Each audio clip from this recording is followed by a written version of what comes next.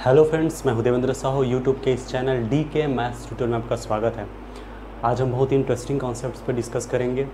Harmonic conjugate, harmonic function जैसे interesting topic, मिलने Thomson method जैसे मेथड जिसके थ्रू आप एनालिटिक फंक्शन कंस्ट्रक्ट करते हैं। तो अगर अभी तक आप चैनल को सब्सक्राइब नहीं किए हैं तो प्लीज़ सब्सक्राइब कर लीजिए, बेल आइकन को प्रेस कर लीजिए और वीडियो को शुरू से आखिर तक जरूर देखिए। So let's start. Harmonic function, पहले हम इस डेफिनेशन को देखेंगे। हार्मोनिक फंक्शन क्या होता है? सबसे पहले चीज़ तो आपको क्लियर होना चाहिए कि फंक्शन जो लिया जाता है वो रियल वैल्यूड ही लेना है हार्मोनिक के केस में। ओके, तो वो है a real valued function defined on S is content in R2। R2 का कोई भी सबसेट, में 2 डायमेंशनल कॉन्सेप्ट में ले रहा हूँ। R2 का कोई सबसेट है, इस पर डिफाइन है real valued function that is phi from, इसका मतलब phi from S is content in R2 to R, इस तरह से डिफाइन है। ओके, ये तो क्लियर हो जाना चाहिए। तो phi said to be harmonic function if phi has continuous second order partial derivatives and satisfies Laplace equation। Continuous second order partial derivatives का मतलब क्या है कि इनका partial derivative, second order partial derivative exist करेगा और वो कॉन्टिन्यूस होगा। जैसे फाई है तो इनका सेकंड ऑर्डर पार्शियल डेरिवेटिव्स, अब चूँकि यहाँ पर एक्स और वाई दो है, दोनों के लिए होगा, तो phi double X phi double Y, मैंने मतलब कि del square phi by del X square, del square phi by del Y square, ये दोनों एग्जिस्ट करेंगे और साथ ही साथ दोनों के दोनों कॉन्टिन्यूस होंगे। क्लियर, ये चीज़ है। दूसरा, इनका जो सम है, मतलब del square phi by del X square plus del square phi by del Y square, ये जीरो होगा, मतलब कि इट सेटिस्फाइज लाप्लास इक्वेशन। इसी को तो लाप्लास इक्वेशन कहते हैं ना। ठीक, यही है del square phi by del X square, ये del square phi by del Y square है। शॉर्ट में phi double x plus phi double Y, ये क्या होता है? जीरो। मैं काउंटर एग्जाम्पल लिया। ठीक, आप x ले लीजिए, y ले लीजिए, x माइनस वाई ले लीजिए, x प्लस वाई ले लीजिए। ठीक है, ये जितने मैं एग्जांपल अभी बोला ये सभी क्या है ना, हार्मोनिक फंक्शन है। एक और एग्जांपल जैसे मैंने जो लिया है यहाँ पर X square minus Y square, special type का एग्जांपल है। अब देखिए, ये पॉलिनोमियल है, इसका मतलब कि कोई दिक्कत नहीं, second order partial derivative exist करेगा और वो कॉन्टिन्यूस होगा। सेकंड ऑर्डर पार्शियल डेरिवेटिव क्या होगा? Phi x of x y, directly मैं लिख रहा हूँ फाई एक्स जो होगा phi x equal to 2x, phi y equal to 2y, phi double x equal to हो जाएगा 2, phi double y equal to हो जाएगा ये -2 है ना, -2। ओके, तो देख सकते हैं ये भी पॉलिनोमियल, ये कांस्टेंट, ये भी कांस्टेंट, तो दोनों कॉन्टिन्यूस भी तो हैं, तो second order partial derivative exist कर रहा है, वो कॉन्टिन्यूस है। ठीक है, ये चीज़ हो गया है ना, ये हो गया। अब देखते हैं Laplace equation, and phi double x plus phi double y, तो देखिए 2 - 2 क्या आ गया? 0, तो ये 0 आ रहा है, ये भी सेटिस्फाई हो रहा है। इसका मतलब ये हुआ, implies phi is harmonic function. Clear हुआ? तो ये होता है हार्मोनिक फंक्शन का कॉन्सेप्ट। ठीक, और हार्मोनिक कॉन्जुगेट क्या है? ठीक है, उसको देखिए बारीकी से। आपसे कई लोग उसी को सेम बता देते हैं, नहीं, दोनों डिफरेंट है, तो अंतर आप समझिए, डिफरेंस को समझिए। तो हार्मोनिक कॉन्जुगेट, हार्मोनिक कॉन्जुगेट, इसको कॉन्जुगेट हार्मोनिक फंक्शन भी आप कहते हैं। तो मैं डायरेक्ट लिख रहा हूँ और रियल वैल्यूड फंक्शन, इसको हम नाम दे देते हैं v equals to v of x y, defined on this is said to be harmonic function. तो यहाँ पर हम चेंज कर रहे हैं, डेफिनेशन जो दे रहे हैं वो है हार्मोनिक कॉन्जुगेट का। तो मैं इसको लिखूँगा harmonic conjugate of, harmonic conjugate और conjugate harmonic function of real valued function U भी इसी फॉर्मेट में होगा ना, defined on S if F Z equal to you plus I we is analytic in D. Okay, here D equals to X Z equal to x plus I Y such that X Y belongs to S, obvious है, subset of C. ठीक, तो ये हो जाता है। इन पर based मैं example भी दूंगा।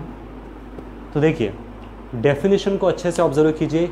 हार्मोनिक कॉन्जुगेट या कॉन्जुगेट हार्मोनिक फंक्शन जब बोला जाता है तो आप ये समझ लीजिए किसी दूसरे रियल वैल्यूड फंक्शन के करस्पॉन्डिंग आप कह रहे हो, ठीक है।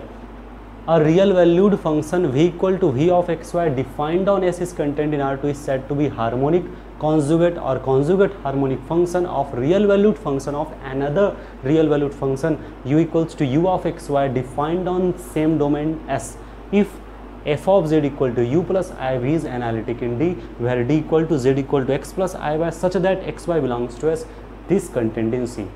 ठीक है, क्लियर हो गया होगा। क्या हो रहा है, इस v को आप u का क्या बोलेंगे, v जो है और u दोनों एक ही डोमेन पे डिफाइन है, ओके। v जो है u का हार्मोनिक कॉन्जुगेट कहा जाएगा, शर्त ये है कि इनका जो ये कॉम्बिनेशन है मतलब u प्लस आई वी जो है एक एनालिटिक फंक्शन होना चाहिए d में। मैं ये नहीं बोल रहा हूँ कि ये d डोमेन ही होगा, कोई भी हो सकता है। इंटरेस्ट खास बात इस बात का है कि ये जो v है ये हमेशा इमेजिनरी पार्ट के साथ ही होगा, इस बात को ध्यान रखना है। तो v u का हार्मोनिक कॉन्जुगेट कहलाएगा यदि u प्लस आई वी एक एनालिटिक फंक्शन हो, परफेक्ट। और u और v की जो DOD होगी, ठीक, उसके अंदर पेयर्स में एलिमेंट होंगे, उनका कॉम्बिनेशन ले लीजिए, ये जो d होगा वही इनकी DOD होगी, क्लियर। तो ये होता है इंटरेस्टिंग रिजल्ट, परफेक्ट। अब इनसे इन पर बेस्ड आप एग्जांपल ले सकते हैं, जैसे मैंने लिया है ना, v लिया 2xy, तो ये 2xy है, इनके करेस्पॉन्डिंग एक फंक्शन हमें मिल जाना चाहिए कि दोनों का कॉम्बिनेशन क्या हो, दोनों का कॉम्बिनेशन एनालिटिक हो, तब मैं बोलूँगा v को u का हार्मोनिक कॉन्जुगेट। Condition clear. तो मैं लिया X square minus Y square. अब देखिए u plus I V F of Z equal to you plus I V, ये क्या बन जाएगा, X square minus Y square plus I 2xy। अब देखिए इसको मैं जमा रहा हूँ, एक्स स्क्वायर प्लस आई वाई का whole square plus 2y 2x I Y. अब ये क्या है, x प्लस आई वाई का होल स्क्वायर और ये है जेड स्क्वायर, यानी कि एफ ऑफ जेड हमारा है जेड स्क्वायर। और हमें पता है कि दिस इज एनालिटिक, ठीक, और पूरे कॉम्प्लेक्स प्लेन में एनालिटिक होता है। ये पूरे R2 में डिफाइन है, ये पूरे R2 में डिफाइन है और ये पूरे कॉम्प्लेक्स प्लेन में डिफाइन है, क्लियर। तो हमने क्या देखा कि ये जो है इनका हार्मोनिक कॉन्जुगेट है, बिकॉज हमें इनका अगर कॉम्बिनेशन तैयार करते हैं तो ये जो कॉम्बिनेशन है एक एनालिटिक फंक्शन है। इंटरेस्टिंग ये चीज़ होता है। अब इनसे रिलेटेड हार्मोनिक फंक्शन से रिलेटेड आप रिजल्ट कहना चाहिए वो लिख सकते हैं।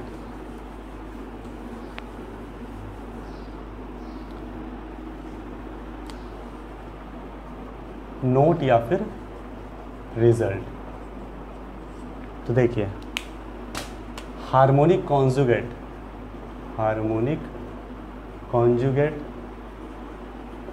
ऑफ एनी रियल वैल्यूड, अब ये रियल वैल्यूड ही होता है, real valued function is unique, ठीक। नेक्स्ट है if F Z equal to u plus I we is analytic then u and v are harmonic function, ठीक।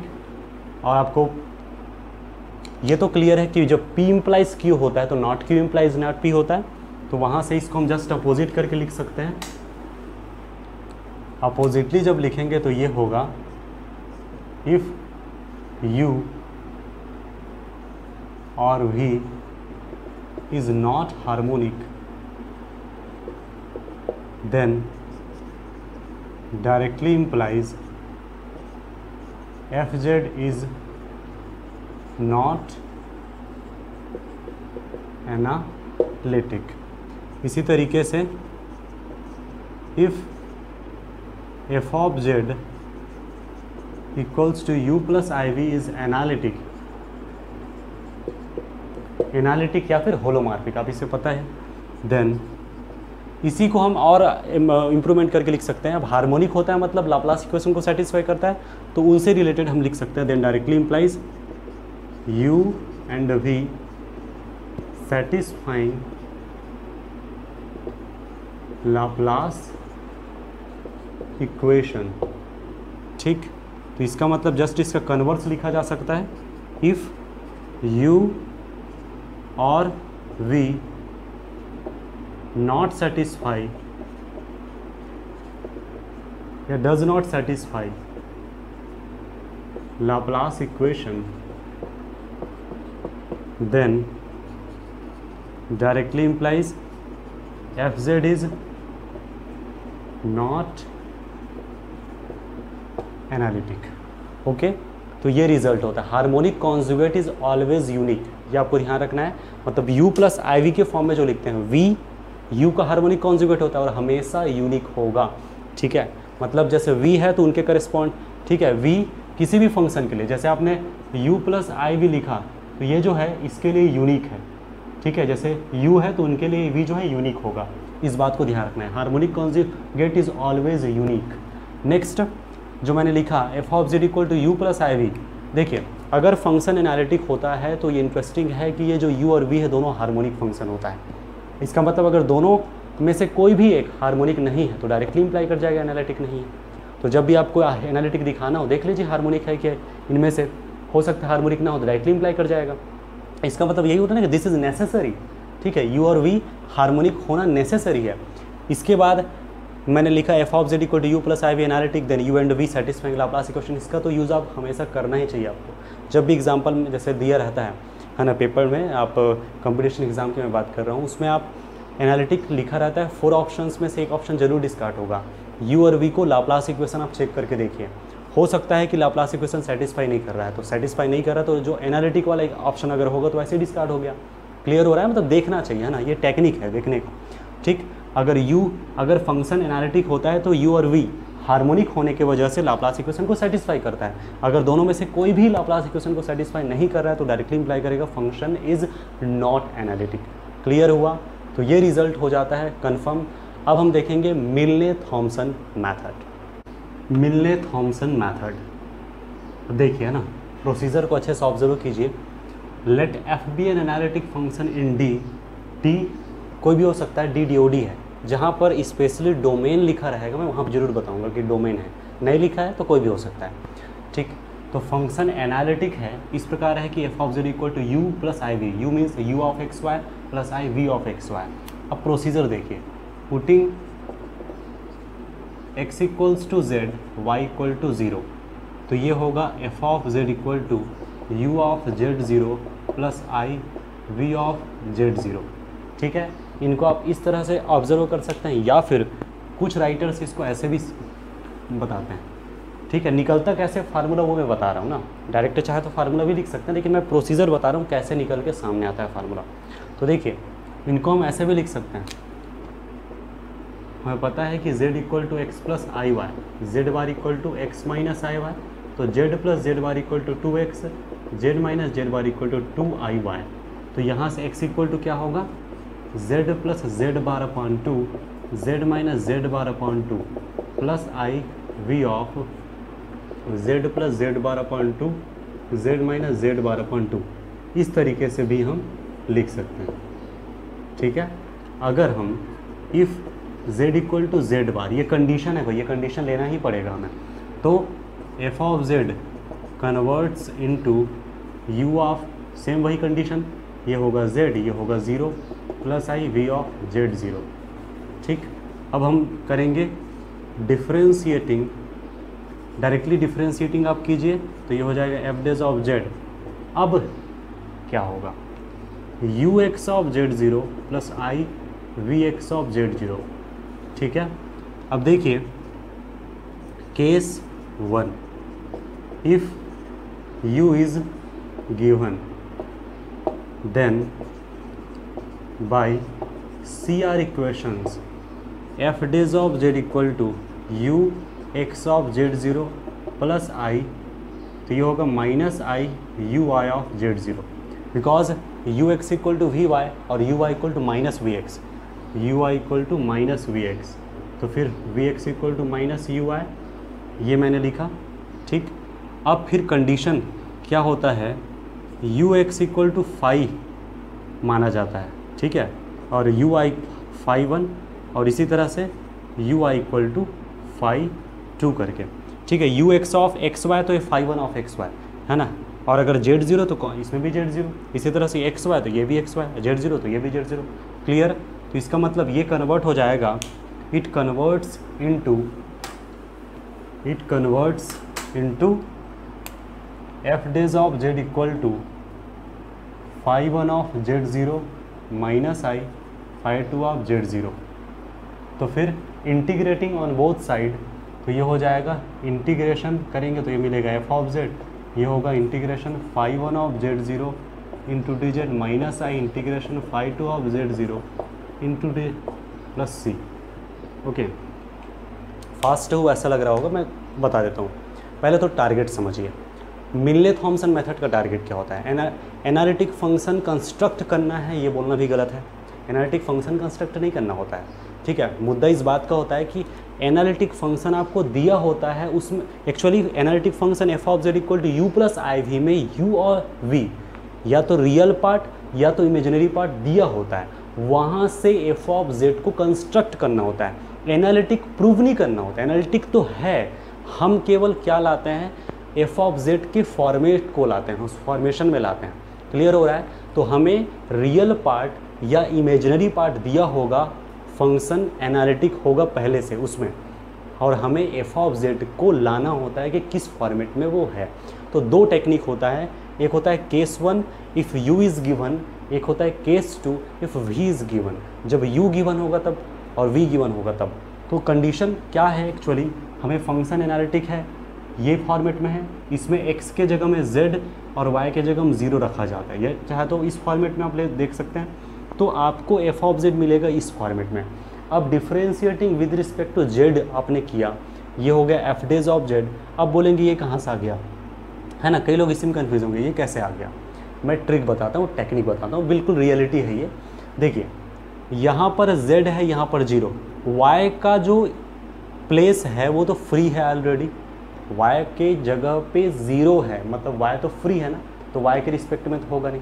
पहली चीज़ मैं बता दूं कि u रियल वैल्यूड फंक्शन है, v भी रियल वैल्यूड फंक्शन, तो z के रिस्पेक्ट में नहीं हो सकता, और y फ्री है, y के रिस्पेक्ट में भी नहीं हो सकता। बचा क्या, x, यस x के रिस्पेक्ट में होता है, दैट इज़ द रीज़न।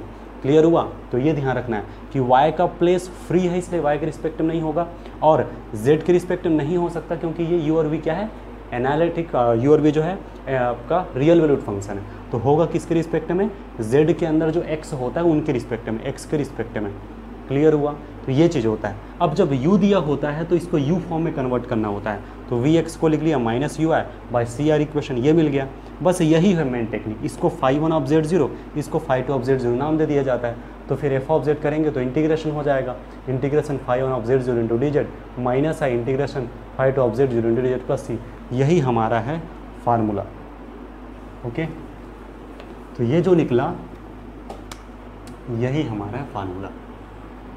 अब है केस 2, तो ये था केस 1, अब है case 2। Case 2, if v is given, if v is given, then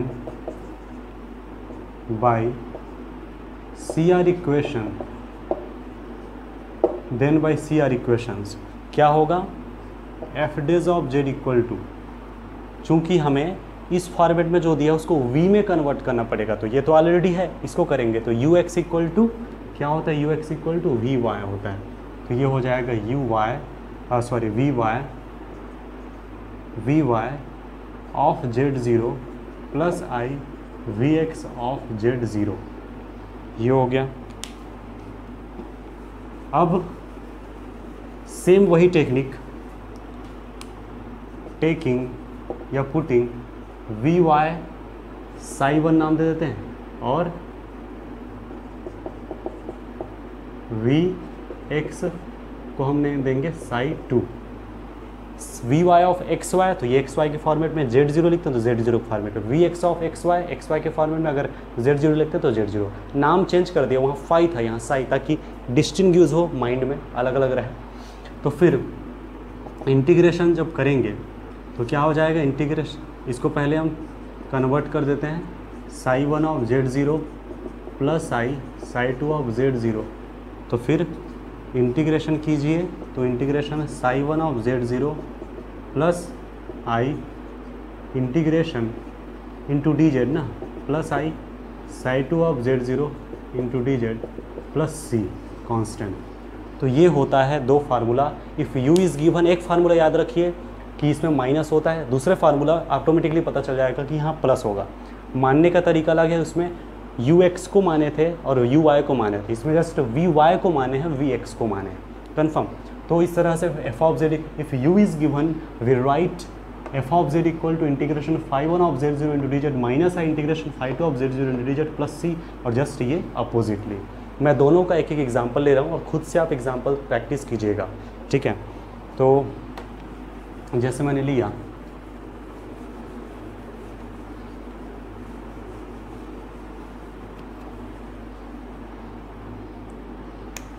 examples, u equal to in analytic function f of z equal to u plus I v, u equal to 2xy is given, ठीक। Then find f of z। ये चीज़ मैं ये कह रहा था, question इस format में होता है, मतलब फंक्शन एनालिटिक दिया होता पहले से है, उसमें से रियल पार्ट को आपको दे दिया रहेगा या फिर इमेजिनरी पार्ट को आपको दे दिया रहेगा, वहाँ से आपको निकालना है कि फंक्शन एनालिटिक जो है वो किस फॉर्मेट में है। क्लियर है।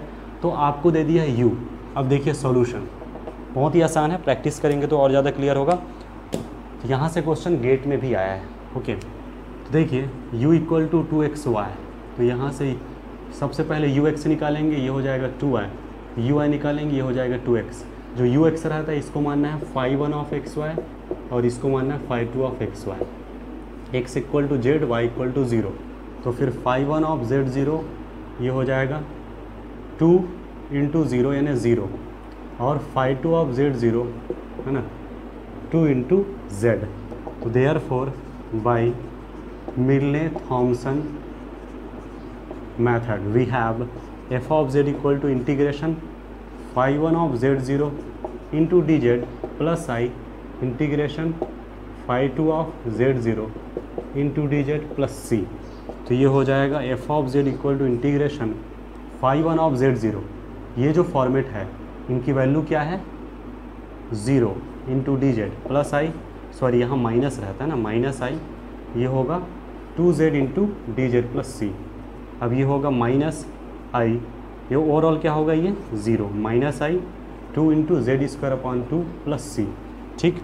इनको जब रिजॉल्व करेंगे तो आएगा finally f of z equal to minus i z square plus c, ये हमारा आंसर है। तो ये निकालने का तरीका होता है।